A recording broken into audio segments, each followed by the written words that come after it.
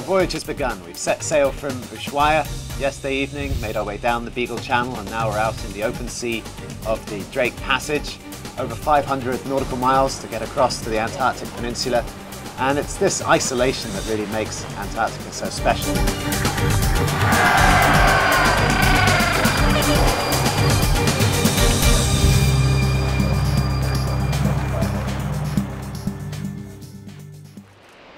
I've been coming to Antarctica for more than 30 years now. I think it's safe to say it's in my blood. And this is one of my favorite places too. It's a perfect spot to start the voyage here at H.O. Island because there's lots to see. It's a convenient landing. Man, people are so excited. It's fun to watch the reaction everybody has with these penguins. Seeing the penguins up close and having them come right up to you was just great. I know I'm here, but I don't believe I'm here. It's just absolutely fantastic. It's beyond all dreams. I have just loved the raw beauty of this place. It's taken me completely by surprise. It's just gone way beyond my expectations.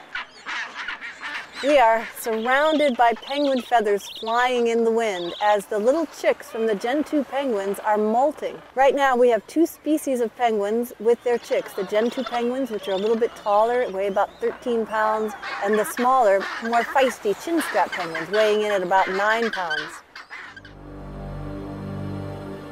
We're in Lindblad Cove. This is the first time the National Geographic Explorer has gotten in here. It's at the head of Charcot Bay on the Trinity Peninsula. That is the mainland of the Antarctic Peninsula. It's very exciting to be here. It was named in honor of Lars-Erik Lindblad, our founder. He was the first one to bring tourists down on expeditions to see the Great White Continent. It's a mixture of a couple of pieces of tabular bergs in here, but most of it is made up of ice that's broken off from these glaciers. There are three huge glaciers that feed into Lindblad Cove. And by definition, an iceberg comes from a glacier. That's a really big leopard seal. This is a big female.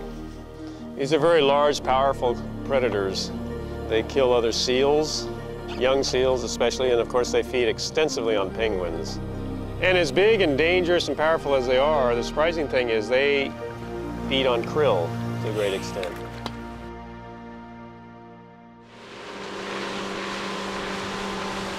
For National Geographic magazine, I'm a polar specialist. I photograph in both polar regions, both the high Arctic and Antarctica, and it's extremely difficult to get to these places. It's very expensive, it's time-consuming.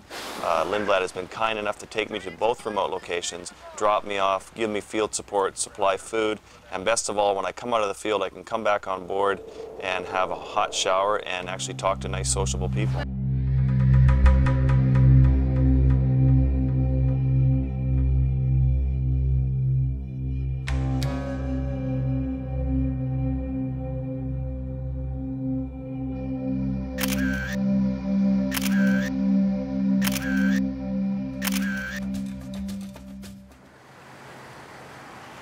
We're here at Danko Island and we're about to take the guests out for their first kayak of the voyage.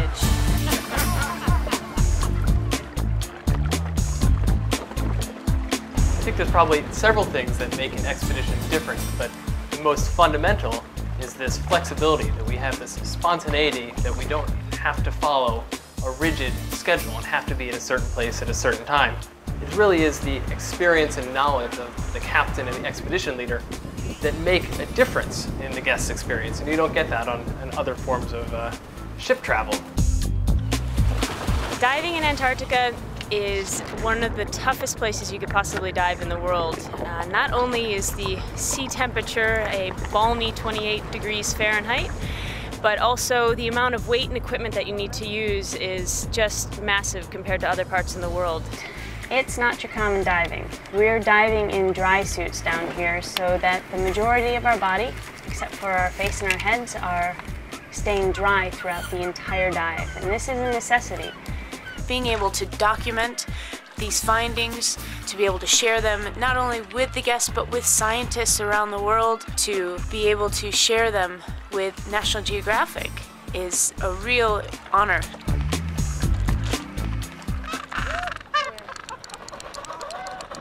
I'm Aileen Miller. I'm a researcher with Oceanites, and we're here today with National Geographic and Lindblad, and we're going to be counting penguins on the island here. We're tracking population changes in Gentoo, Adelie, and chinstrap penguins all around the Antarctic Peninsula. The research Oceanites does is really unique because we're able to cover such a large area. Most research programs are focused on single colonies, which is really fantastic information, but doesn't give you the bigger picture of what's happening around the peninsula.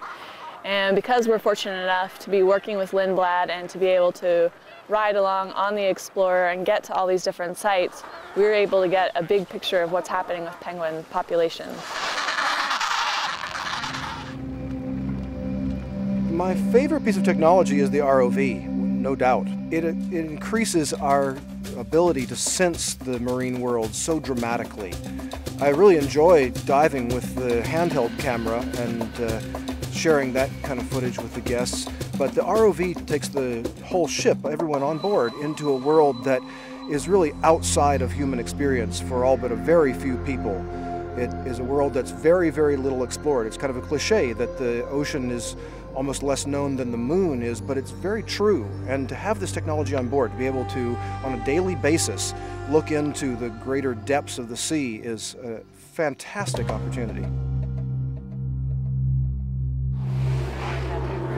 So this morning as we're approaching Nico Harbor, we spotted a couple of humpback whales, and we slowed and went closer, and they approached us, and they came right to the bow. Now, why were they playing with us?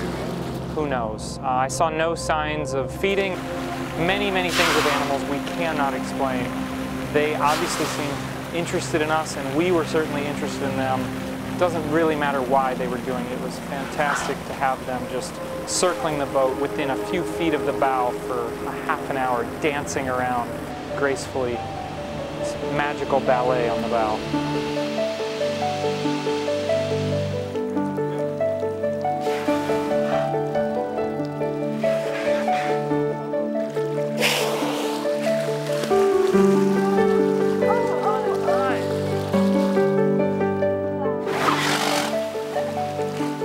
Where in the world should our next adventure be? It's hard to answer that, but what I always say is that if I could take my family anywhere in the world, I would take them to Antarctica.